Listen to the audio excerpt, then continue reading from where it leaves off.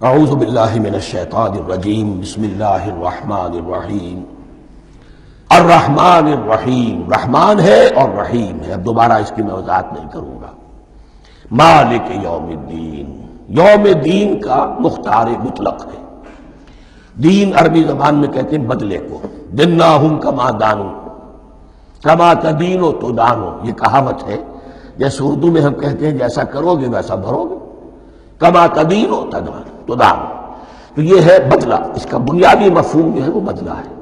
تو بدلے کا ایک دن ہے جس دن فیصلہ ہوگا کہ کون کیا کما کر لایا ہے، اسے کیا بدلہ ملنا چاہیے۔ آیا اس کا برائیوں کا پلڑا بھاری ہے کہ اسے سزا ملنی چاہیے، یا اس کی حسنات اور نیکیوں کا پلڑا بھاری ہے کہ اسے جزا ملنی چاہیے، اس کا انعام اور اکرام کے ساتھ معاملہ کیا جانا چاہیے۔ وہ ایک دن ہے، اسے ہم یوم القیامہ کہتے ہیں۔ اور لیکن اصل بات جو یہاں کہی گئی، یعنی ایک جملے میں تین باتوں کا اعتراف ہو رہا ہے۔ بعث بعد الموت، ایک دن آئے گا کہ ہم مرنے کے بعد تمام انسان اٹھا لیے جائیں گے۔ پھر حساب و کتاب، پھر اللہ کے ہاں حاضری ہوگی اور حساب کتاب ہوگا۔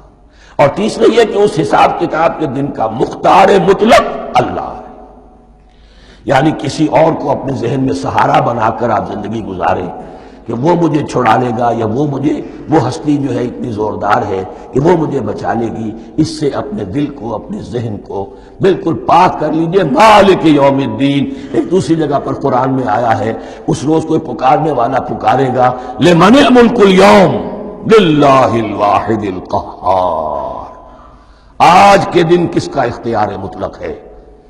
اور پھر کہا جائے گا اللہ کے لیے الواحد قہار، جو پوری طرح چھایا ہوا ہے، بس تولی ہے۔ تو مالک یوم الدین، جو جزا و سزا کے دن کا مالک ہے۔ اب یہاں سے کلام ایک رخ بدل رہا ہے۔ ابھی تک تو یہ غائبانہ انداز میں کلام ہو رہا ہے، اللہ سے خطاب نہیں آیا اس میں ابھی۔ الحمدللہ رب العالمین الرحمن الرحیم مالک یوم الدین، اب خطاب ہے ایاک نعبد و ایاک نستعین، ہم صرف تیری ہی بندگی کرتے ہیں اور کریں گے، اور ہم صرف تجھ ہی سے مدد مانگتے ہیں اور مانگیں گے۔ یہ ترجمہ میں کیوں کر رہا ہوں کہ یہ فعل مضارع ہے۔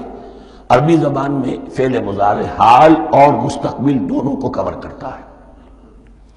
ایاک کا جو ہے مفعول فاعلی جو ہے، مفعول جو ہے اس میں ضمیر مفعولی، اسے پہلے لا کر حشر کا مضمون پیدا ہو گیا۔ ہم تیری بندگی کرتے ہیں نہیں، ہم تیری ہی بندگی کرتے ہیں اور کریں گے۔ حال میں ترجمہ کیجئے تو یہ اظہار حال ہے، اور مستقبل میں ترجمہ کیجئے تو یہ ایک عہد ہے، قول و قرار ہے، بہت بڑا معاہدہ ہے۔ وَإِيَّاكَ نَسْتَعِينُ، اور صرف تجھ ہی سے مدد مانگتے ہیں اور مانگیں گے۔ اس میں بھی حال کا ترجمہ اظہار حال، اللہ کرے کہ واقعی ہمارا حال وہی ہو۔ جب ہم یہ الفاظ کہتے ہیں تو واقعتاً ہم اس پر پورے اتر رہے ہوں کہ اسی کی بندگی کر رہے ہوں اور اسی سے ساری استعانت اور استمداد کر رہے ہیں۔ جہاں تک مستقبل کا تعلق ہے وہ پھر ایک عہد ہے۔ صدق اللہ العظیم۔